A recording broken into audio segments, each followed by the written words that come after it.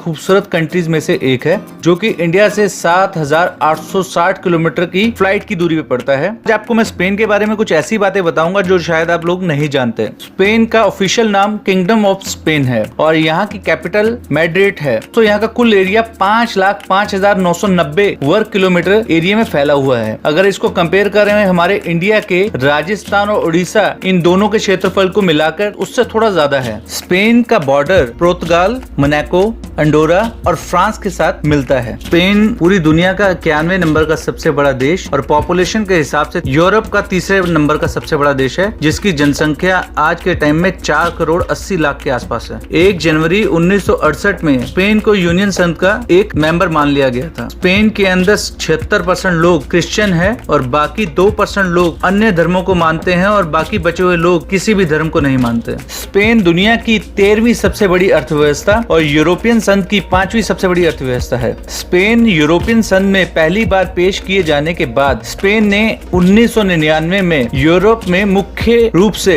European मुद्रा को अपनाया और सिक्के और उस नोट के चलन को 2002 में शुरू किया। आज यहाँ पे भी यूरो करेंसी चलती है और आज के टाइम में 1 यूरो हमारे इंडिया के अकॉर्डिंग 80 रुपए का है। स्पेन में लड़कियों की शादी करने की उम्र 16 साल होती है, जबकि हमारे इंडिया में 18 साल लड़कियों की और 21 साल लड़कों की होती है। यहाँ 16 साल के बाद लड़की अपनी मर्जी से कभी भी कहीं भी शादी कर सकती है। स्पेन में टूरिज्म के हिसाब से इसको सबसे अच्छा देश माना जाता है। यहाँ पे सालाना 5 करोड़ से ज्यादा सैलानी आते हैं। यूनाइटेड नेशन के रिपोर्ट के अनुसार 2050 के बाद 40% से ज्यादा लोग 60 साल की ऊपर उम्र के होंगे। स्पेन सबसे ज्यादा बूढ़े लोगों वाला देश होगा। यहाँ के लोगों के जीवन स्तर के अकॉर्डिंग ये भी ऑस्ट्रेलिया के तरह चौथे नंबर पे आता है।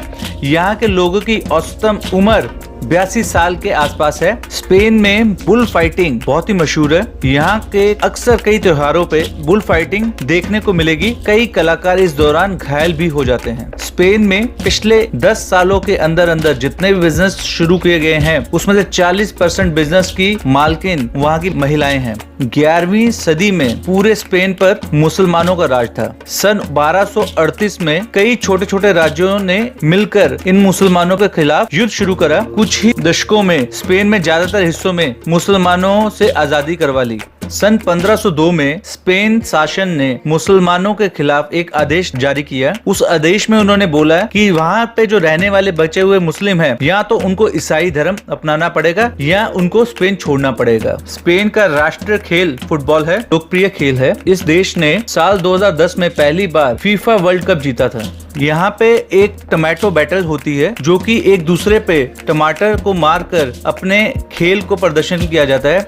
इस त्योहार को टमाटो बैटल कहते हैं और इस खेल को आपने हमारी इंडियन बॉलीवुड मूवी के अंदर भी देखा होगा, जिंदगी ना मिले दोबारा। और वहाँ पे आपने एक और खेल देखा होगा जहाँ पे लोग यहाँ आके बैलों के आगे भागते हैं। वो खेल भी स्पेन के अंदर खेला जाता है। स्पेन स्विट्जरलैंड के बाद यूरोप की सबसे बड़ी पर्वतमाला है। स्पेन की सबसे ऊंची पर्वतमाला जो कि 3738 मीटर है। और अगर बात की जाए हमारे इंडिया के हिमालय में, ऐसी 1000 से ज्यादा ऊंचे पर्वतमाला हैं। दोस्तों यहाँ पे स्पेन के अंदर 8000 से ज्यादा बीचेस हैं और हैरान करने वाली बात तो ये है कि यहाँ पे लोग बीच के ऊपर नंगे बैठ सकते हैं, ना कि बल्कि बीच के ऊपर। यहाँ स्पेन में कोई इसके ऊपर रूल नहीं है, वो पूरी पब्लिक प्लेस पे कहीं पे भी वो नंगे हो सकते हैं। इस तरह का कोई कानून नहीं बना कि उनके ऊपर कोई एक्शन लिया जाए। स्पेन की रियो टनेटो नदी जरूरत से ज्यादा प्रदूषित नदी मानी गई है। आज के टाइम में स्पेन में तलाक दर अन्य पश्चिमी देशों के मुकाबले कम है। यहाँ केवल 5% बच्चे ही अविवाहित माता पिता के पास रहते हैं।